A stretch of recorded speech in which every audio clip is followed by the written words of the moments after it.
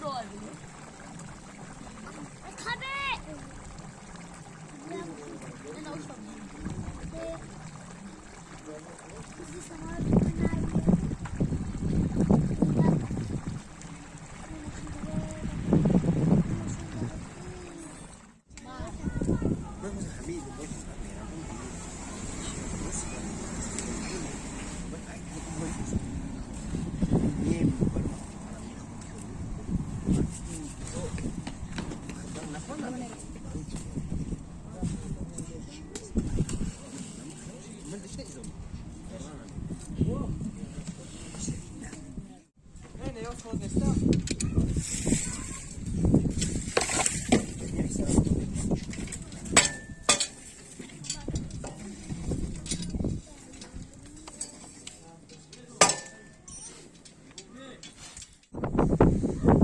گفتم بازی شمارش بعد سوسکه من رفیقم چخر زدم و خستن چیکار رئیسی وزارت میگه رئیسی وزارت میگه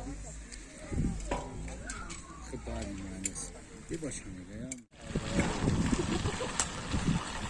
بعد میتونی اصلا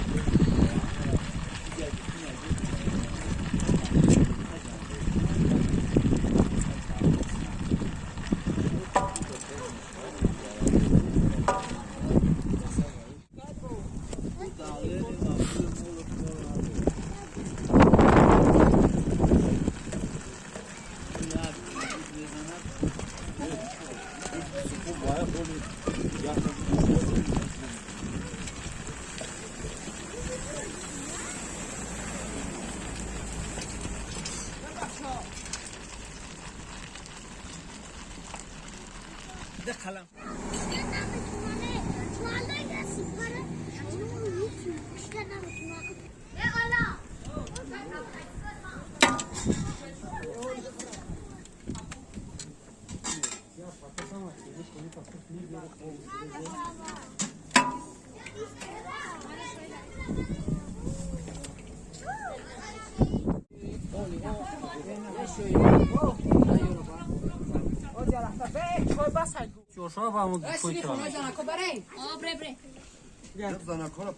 پرسی اولی کی شوی شو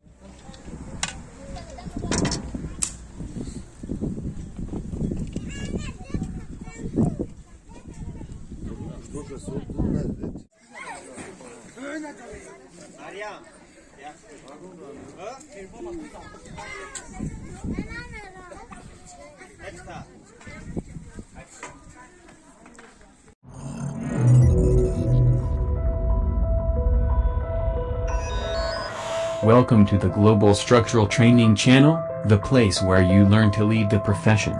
We are here not just to grow your skills, rather we are focusing on how to lead the profession which is timely demanded in the industry. This channel is designed in such a way that you can get the training as like your daily professional routines.